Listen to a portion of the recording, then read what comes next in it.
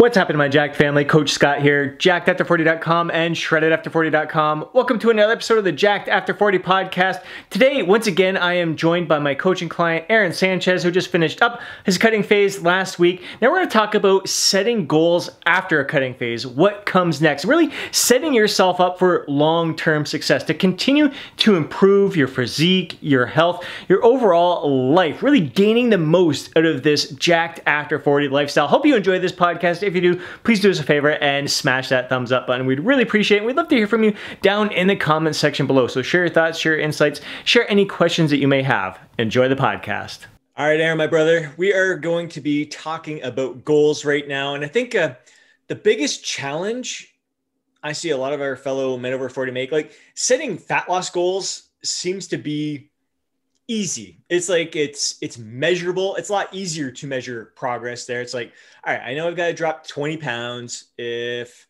I drop 1.5 pounds a week, it'll take me like 12 weeks. It's easy to kind of follow a timeline and see progress as we're going along. But I find like a lot of people struggle when they hit that goal. They're like, all right, what's next? Like, what do I do next? Do I get into bulking and building? And at our stage in the game, over 40, we've been lifting for decades.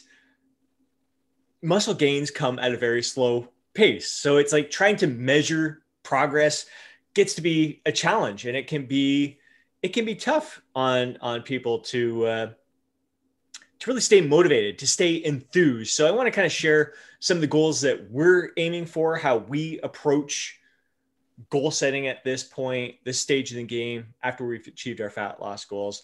I think I'll start off here. I'll share some of my goals and I'll let you kind of carry on. I think we're gonna have a fun discussion. Nothing we've really kind of talked about before. I'm gonna be interested to hear what some of your goals are, what drives you. And again, more than anything, like the reasons behind achieving those goals as well. So for myself personally, like my goal, get lean, stay lean. I've kind of found my sweet spot. It's like really taken me probably 10 years to get to this point, going through the 30 pounds of gaining, then dropping down to find I gained 1 pound. Then, all right, that's a lot. Maybe I'll just gain 20 pounds this time, cut and get right back down to, I gained 1 pound of muscle again. So now I'm at the point where I found that my sweet spot is probably like after the past 2 years, gaining 8 to 10 pounds is good. Again, I'm still only gaining 1 pound of muscle during that process. I'm just finding like the closer I stay to maintenance, the better I am in regards of how I feel. So probably sticking within 4 to 5 pounds that I gained throughout this year. I know it sounds ridiculous. And again, it's going to be like super slow and steady, but that's it. For me, it's all about feeling my best, living my life to the fullest. And that encompasses a lot. It's really for me, the growth, like goals I have is just becoming even more and more intuitive with my eating. I don't track my calories all the time. I only track when I'm in like a 2 to 4 week mini cut and want to make sure I'm diligent with that. But most of the year, sure, I'm not tracking my calories. I just want to listen to my body. I kind of know I've been eating this way for so long. It's just a natural, it's just a natural way of being. But when I want to have a craft beer, I'm going to have a craft beer. I'm not going to worry about it. And I know if I'm going to have cheesecake today, I'm going to enjoy that cheesecake. And tomorrow I'm going to eat a little bit less and not worry about it, not stress about it. So part of my goals is just to become more and more intuitive, always improving the quality of my nutrition. I'm really having fun. Like it's great to, now getting some farm raised eggs and just looking at better quality nutrition, more veggies in my diet, little things like that. But again, like my overall quality of life, my overall health and well-being, a lot of that, it goes beyond the training goals. It goes beyond the nutrition. It goes beyond the gaining 1 pound of muscle. It's just like living my life to the full. It's like doing more and more of what brings joy to my life, like getting out and paddleboarding later today, getting out for hikes, getting out for adventures, exploring, seeing more of the world. And part of that, taking care of my health, staying lean helps me enjoy those things a lot more. I find at this stage of the game, definitely mobility is an issue. So mobility is something that that's a big goal in my mind. It's something that I always kind of put on the back burner. It's easy to prioritize my nutrition and my training, my hiking adventures, but like mobility, I'm like, I'm okay. I'm doing all right, but I can feel it. I can feel some tightnesses there. Even with my nightly self-massage routine, I know I can improve upon that. But I find like more than anything, like my goals they're less tangible than they ever were before. Like, especially when it's focused on fat loss before, it's more just process oriented. I'm more just looking at the day by day stuff, like really being in the moment and giving the best of myself to the moment. So it's changed in many ways. I find like that excites me more because I'm looking for the little mini victories each day. I'm celebrating all the little things each day, because celebrating 1 pound of muscle, like at the end of the year, it's not all exciting to me. It's like, holy smokes. All right. Yeah. It's difficult. It's difficult when you look at things in those terms, but just to add to what you're saying in goal setting and looking to goals and looking to the day to day, I think kind of we all have, like right now, just to add, I'm kind of in the same boat where it's more, I know if I do X, Y, or Z, then this, and this will happen. And so it's looking away from the like kind of short-term goals, whether it be a 4 to 6 week cut or a bulk after. And it's more in kind of the same broader terms. Like, how am I, like, so when I wake up, it's like a systems check, right? Like, how am I feeling in that moment? And then how am I moving? So when I get out of bed, how am I moving? And then getting into my stretching routine that kind of just wakes my body up. And it's more, I'm not going to lie. I think till I die, it'll probably, like, maybe when I'm 70, after 70 and after is when I'll just start drinking a ton of wine and tequila. And I just won't care because I've made it to then. But for now, I'll always have the physique goals, and it'll always, be in my mind. Is I'm not just going to go off the rails eating, but with that, it's like, in what you're talking about, it's like, what can I do day to day? Like, what's my base level things I need to do to hit, and I know that I'm going to be solid. And how can I build off of those things? And in checking in, it's like, okay, I'm experiencing some muscle tightness in my right bicep. Like, what do I need to do to address that? Or, physique wise, like, I just know that if I'm eating X amount of veggies in a day, I'm sleeping better, I'm feeling better, I'm having more energy through the day. Where, it's like you said, it's hard to like constantly get up for, if I do X, Y, and Z at the end of the year, I'm going to gain one pound of muscle, which is still a win. It is. But I like to think to Spanish, and, I've been taking Spanish over 2 years now, and I'm pretty fluent. And it's kind of like muscle gain. The point I'm at right now, where it's, my jumps happen very, very like incrementally, to where it's almost like they're unnoticeable. But I just know it's just like working out. If I just put in the work, that when I look back at the end of the year, I'm going to be like, oh, if I pinpoint, May 5th of 2021 and it's January 2022, look how much I've grown. Look at the 1 pound of muscle that I've gained. Yes. I know, like looking at the whole year thing and the whole 1 pound of muscle, like I know, like for a lot of guys, they'll they kind of look at that and they're like, they're putting in the work each and every day. And like, is it some, I've heard from some clients, some members, even of the Jacked After 40 Club, like thinking like, is it worth it? Like, why am I doing this for just 1 pound of muscle per month? Like my body's hardly changing at all. It's hardly any visibly noticeable to anyone else that I've been putting in this work all this time. And to me, like, I think like that's, if you're focused just on these big goals, and I think that's why a lot of people kind of get addicted to the challenge of cutting, because it does, there's skin in the game. Again, like we've talked about in recent podcasts, there's sacrifice to be made, and they kind of thrive from that challenge. But yeah, when there's no real set challenge in place and no real visible, noticeable changes, it kind of they almost feel lost. Like why am I doing this? And I think if you're always looking for big, massive changes, I think you're kind of missing out on the real beauty of this experience and the process, and just like I do it for the love of it. Like I'm always like, every single workout that I'm participating in, like I'm trying to get more out of that training session, not necessarily rep wise, not necessarily adding more load on the bar.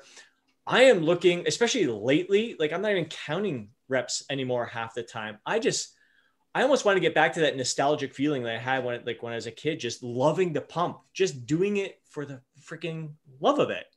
So it's kind of interesting to see that people need big goals to achieve. They need to see very noticeable changes in order to get excited and inspired, when like the excitement really should be in the moment, in the process, doing like you're doing, like we've done together with the cooking classes and stuff, like just having more fun, just exploring more and becoming more, I guess, in tune in the moment.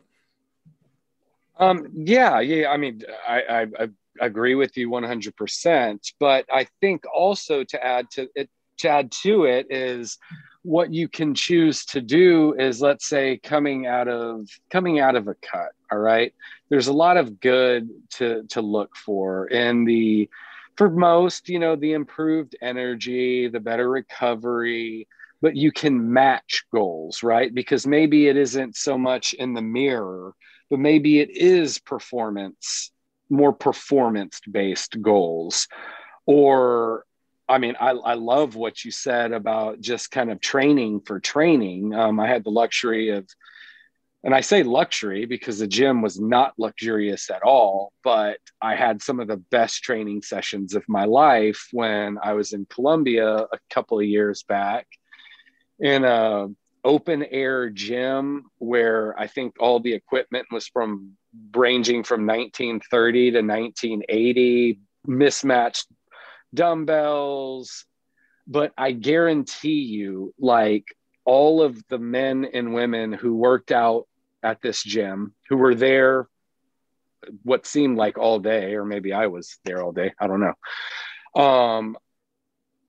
It's the difference between working out and training, because they all trained, and it didn't matter if it was 90 degrees and sunny or 80, 100% humidity and rainy.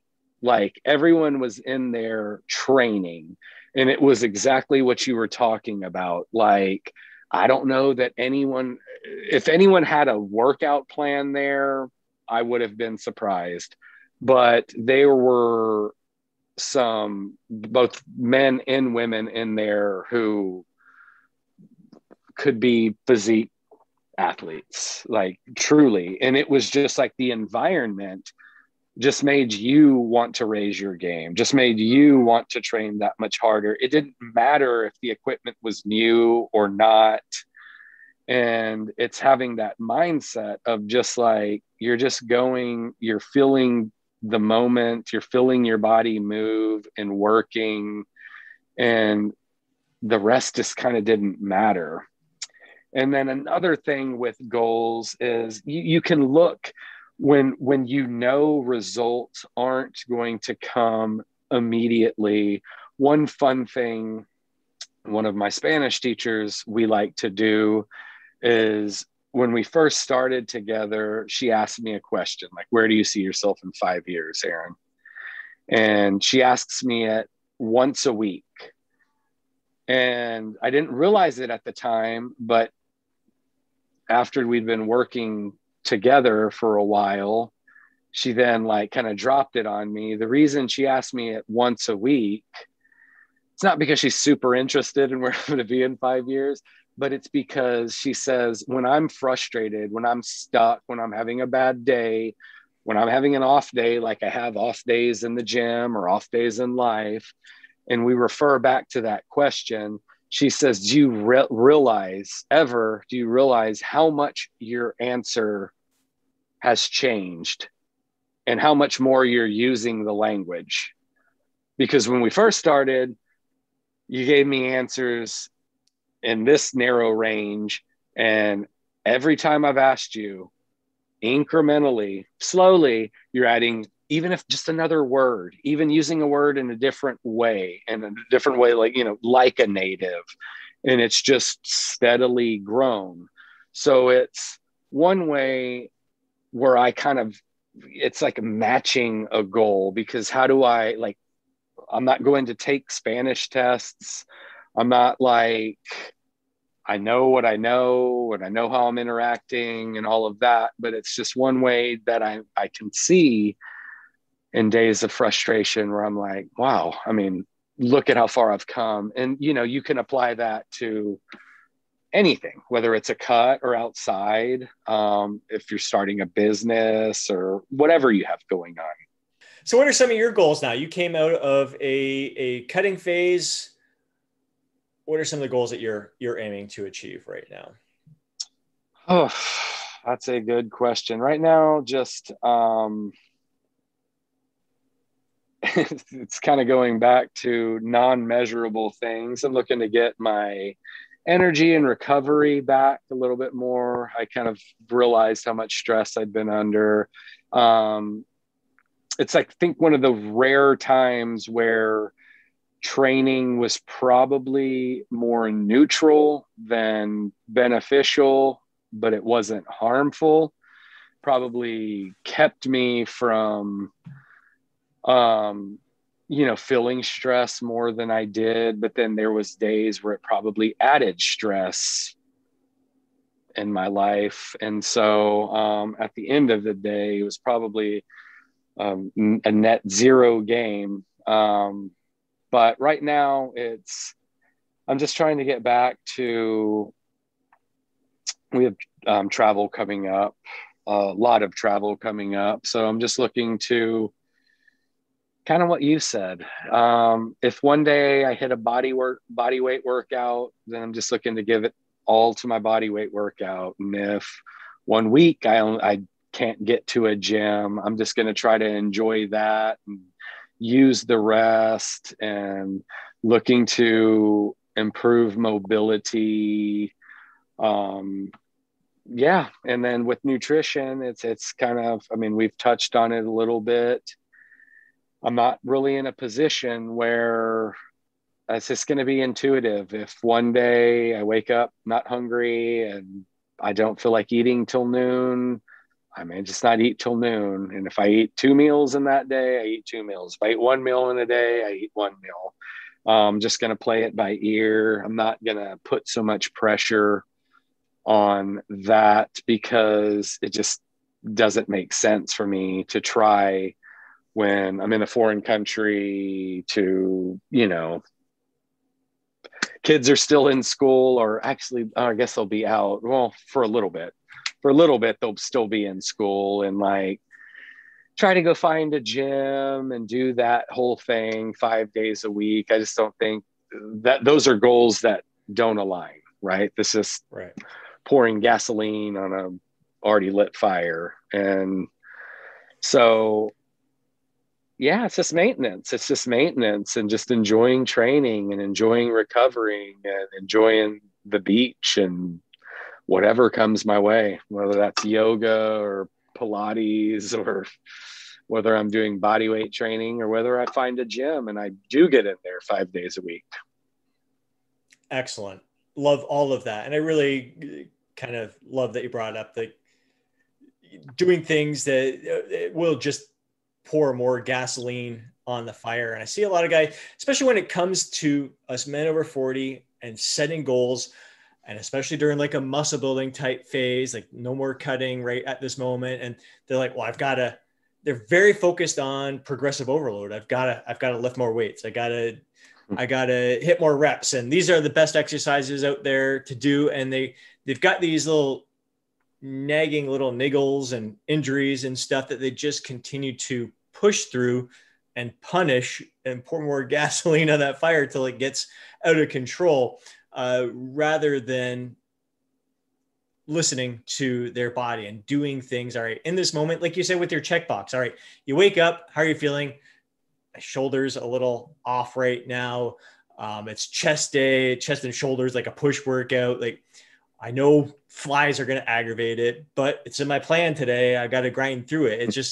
It's learning to, again, like at this point of the game, when progress is so slow with muscle building, and if you can gain any strength at this point as well, if it's slow with that, the important thing is you should be feeling good throughout the process, like doing things that make you feel your best so you get the most out of it. Like when I see guys with elbow issues and knee issues and they're just forcing themselves through it and then they're hobbling out of them, like, what is the point at that point? Like, why are you in here training if it's like beating you down more and more? Like, do other things, find other exercises, other modalities that can help you feel better.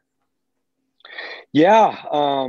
So I was in Tampa this past weekend and there was, I don't know if it was a bodybuilding show or just a conference or some, what the event was. I could never find out. And I honestly didn't look too hard, but there was some really jacked guys and females there. And I mean, several of the guys, like, I couldn't hold a candle to, but they were exactly like you saying. They looked exhausted and they were hobbling around. And it was eye-opening to me because it kind of touches on our last podcast. And like, at what point does it not become worth it? Because you may hit this goal. You can set a goal, you can hit that goal, but it's always going to come at a cost and you've got to pay the cost. And, I remember walking down, my son actually asked me, like, what was going on? Because this guy was like, looked like he is about, 250, 6% body fat, but he looked like he was dying walking up these stairs. And I was like, how is that worth it? Right. Yeah, exactly. I think it really comes down to, like having our reasons why, having those powerful reasons why. And you hear it a lot in goal setting, how important it is to have a reason why. And that has evolved a lot for me over time, for sure. And right now it is like, again, like when I say like my goal of like staying lean is to feel my freaking best. Yeah. Part vanity is definitely tied into it. My confidence, my pride, all that's in there, but like energy, vitality, like just I want to be able to do everything I want in life to the best of my abilities. So if whatever I'm doing through the day with my training, with my nutrition, if it's having a negative impact on that, that's not a good thing. I brought it up in my last video too. Like, so muscle building, if I want to gain a pound a year, and you hear some people say, well, don't worry about your abs. Like, lose your abs, eat big, and you'll give yourself the best chance of gaining muscle. Well, I've gained the 20 pounds. I've gained the 30 pounds. I don't perform my best. I don't feel my best. It's got nothing to do with vanity. Tie vanity in there. That's a huge thing for sure. But like playing sports, like I don't move as well with 20 extra pounds on me than I do right now. It's like, Why would I do that? So like, is gaining that much weight in the effort to gain 1 pound of muscle worth it for me if I'm feeling full and bloated all the time, if I'm not moving as good all the time? No, to me, it's not worth it. No, no. I mean, I'm in the same boat. And, I think being smaller guys, maybe that's a commonality. I don't know, because I'm not 6'2" and, can carry 220 pounds. But once I start, and it isn't, I have the blood work to back it up. And I have, some other metrics to go by, speaking of metrics. But once I start getting into the mid 160s, I start to lose some athletic ability. I'm just not the athlete I want to be. And so, yes, I may have to carry less weight and less muscle in the kind of mid 150s to lower 160s seems to be my sweet spot. But I mean, it isn't worth it.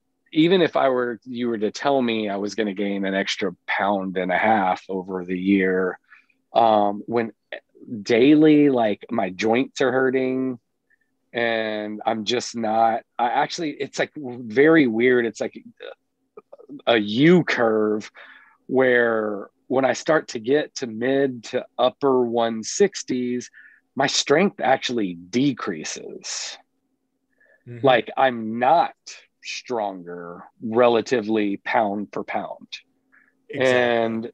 And so, no, I mean, at that point, it's just, it isn't worth it. I mean, there's other things I want to do, right, day to day.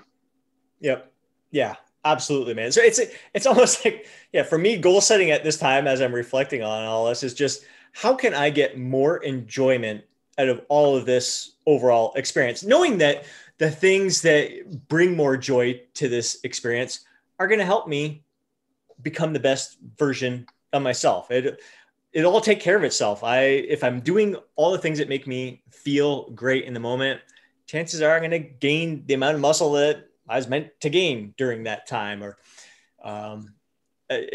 gain the mobility that I was meant to gain at that time. It's just, all these things are going to take care of ourselves if I just focus on giving the best of myself to each and every moment, and keeping the focus on having fun, because that's what keeps us in this for the long term. How can I keep my training exciting, fun, without having like the need to hit performance goals all the freaking time, and just enjoy the experience fully and completely? How can I enjoy my nutrition even more? How can I enjoy like, for me, a part of it is like, when I'm talking about mobility, why don't I do more mobility in my day? I don't get as much enjoyment out of it. So why haven't I got more enjoyment out of it? What can I do to make that mobility session a better experience for myself? Maybe I've got to break it up to multiple sessions throughout the day. Maybe I've got to have a video of a cute woman doing mobility drills along with, like, whatever. What's going to bring more joy to this experience for me to get my mobility better? And maybe it's just the timing. Maybe it's the time that I'm doing the mobility drills. I'm trying to rush through it to get on with the rest of the stuff that I want to do today. So what time of day can I do it where I can just block things out and dedicate it to time and really fully appreciate the benefits that I'm going to experience from it? Yeah, absolutely. And it is, obviously there's just some things that we have to do in a day that we have to do, and there's just no way around it. But it is in setting goals. It's kind of another way of setting goals, and it is a bit more esoteric, if you will. But I think we all know, we can categorize the things we like to do versus the things we don't want to do versus the things we need to do. And if you look at a Venn diagram, there's some overlap there, but it is doing more things, especially once, you at any point in life. But, I've found that like, I don't want to do as much I want to do more of the things I want to do. And I can do those things versus do the things I don't have to do. And look how you can either drop those things off or automate those things, like hire those things out. So somebody's going to do it quicker than me. It's going to save me time. I'm going to be happier. I'm going to have the time to do the things I want to do more. And yeah, I mean, I'm 100% with the mobility stuff. Like I'm like happy some things are opening up. The weather's getting better because I don't want to watch a video and do mobility. I hate watching videos. Right. When people send me videos, I think I open them if it's like from social media, I don't think I ever open it. And yes, I'm a grouch, but I don't want to watch more. I don't want to watch more videos. And so I don't want to do mobility. Like I want to go into a class and do it with other people and be led that way. And I think that's one way of making it more fun, is seeing if you can find somebody either to teach you or to do it with. And in your case, if it's a female, it's even better, right? That's great. Yeah, it's all about the experience for sure. And it's everything. Everything should be an experience that enhances your life. That's solid points there for sure. Very cool, man. Awesome. It's any other insights on goal setting that you want to share? Goal setting.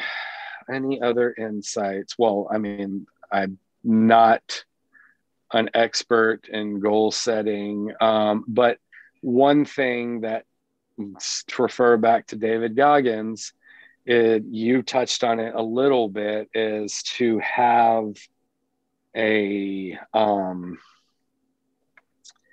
transition out of the goal in case things don't go how you're wanting them to, and they rarely do, or you don't hit your goal, or you do hit your goal, and then what? And it's very hard, very easy to look to the short term, and even placing emphasis on the process. But it is important I have found, to like understand not only the why, but what comes after. Like, what am I looking? Okay, yeah, I want to start a meditation routine for 30 days. And then what? Right. I hit 30 days and now what? I've reached nirvana.